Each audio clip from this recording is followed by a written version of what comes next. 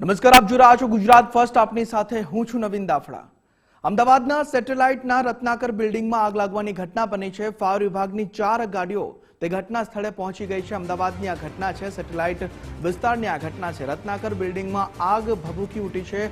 હાલ આગ પર સંપૂર્ણપણે કાબુ મેળવી લેવામાં આવ્યો છે. સદનસીબે આગમાં કોઈ જાનહાનિના સમાચાર નથી. ત્યારે જે આગ લાગવાની ઘટના બની તેના ધુમાડાના ગૂટે ગૂટા પણ જોવા મળી રહ્યા હતા, પરંતુ સદનસીબે આગ પર કાબુ મેળવી લેવામાં આવ્યો છે. સેટેલાઇટ વિસ્તાર જે છે અમદાવાદનો, ત્યાં વહેલી સવારે આગ લાગવાની ઘટના બની અને આગને જે પ્રસરવામાં આવી હતી ત્યારે કાબુમાં લઈ લેવામાં આવી છે. ફાયર વિભાગની ગાડીઓ ઘટના સ્થળે પહોંચી ગઈ હતી. તાત્કાલિક તેને કાબુમાં લેવા પ્રયત્નો હાથ ધરવામાં આવ્યા. 4 ગાડીઓ, ફાયર વિભાગની 4 ગાડીઓ તે રત્નાકર બિલ્ડિંગ પાસે પહોંચી ગઈ હતી. આગને કાબુ લેવામાં પ્રયત્નો કરવામાં આવ્યા અને છેવટે આગ કાબુમાં આવી ગઈ છે. અને સદનસીબે કોઈ જાનહાનિ, કોઈ ઈજાગ્રસ્ત થયું હોય તેવા કોઈ જ સમાચાર નથી.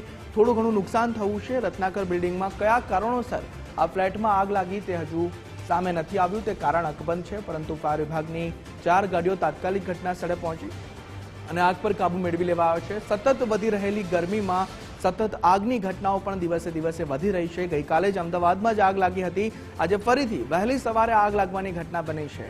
હવે કયા કારણોસર આગ લાગી હતી તે તો આગળ જતા જ ખબર પડશે, પરંતુ અત્યારે આગ કાબુમાં આવી ગઈ છે. નુકસાન થયું છે પરંતુ જાનહાનિ નથી થઈ. અમદાવાદના સેટેલાઇટની આ ઘટના છે. રત્નાકર બિલ્ડિંગ જે છે સેટેલાઇટમાં આવેલી, ત્યાં આગ લાગી છે. આગ પ્રસરે તે પહેલા જ તેને કાબુમાં લઈ લેવાઈ છે.